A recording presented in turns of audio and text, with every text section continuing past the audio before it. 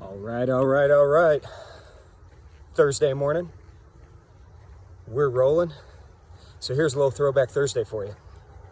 March 23rd this year, the S&P 500 was at 2,237. I think we all remember that time.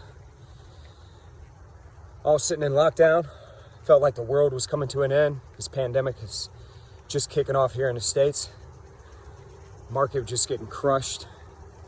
Waking up every morning to the markets being limit down.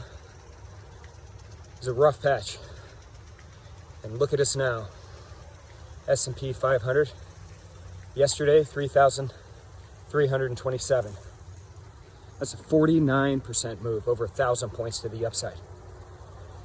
Now, here's the beauty of it, particularly as it pertains to Nadex. That move didn't happen all at once. It's a couple percent here and there.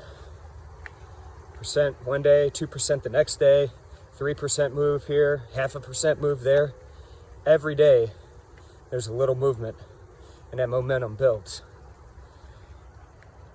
Beauty of Nadex is you can trade those moves every single day. Whether it's 5 minutes, 2 hours, 1 day, 1 week. Nadex is the home to short-term trading. It's a beautiful thing. So every day there's an opportunity. You've had 1,000 points in the S&P 500 of opportunity. Yesterday, the Nasdaq hit another record, was up above 11,000 briefly for the first time. So look at the markets today, pretty flat. We've got the initial jobless claims number coming out this morning. Expectation is 1.4 million roughly.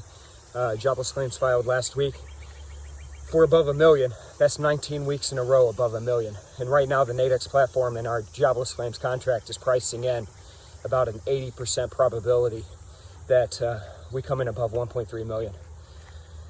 So tomorrow, big number. We got the jobs report for July tomorrow. So big economic day tomorrow. Currencies, dollar continues to get hammered. Seeing strength in the euro, strength in the British pound. British pound up above 1.31. Oil down this morning over 1%. A little bit of pressure on oil, and gold staying up above $2,000 an ounce. All right, folks, it's another day. More opportunity. Let's go get it. I'll talk to you folks tomorrow. Bye-bye.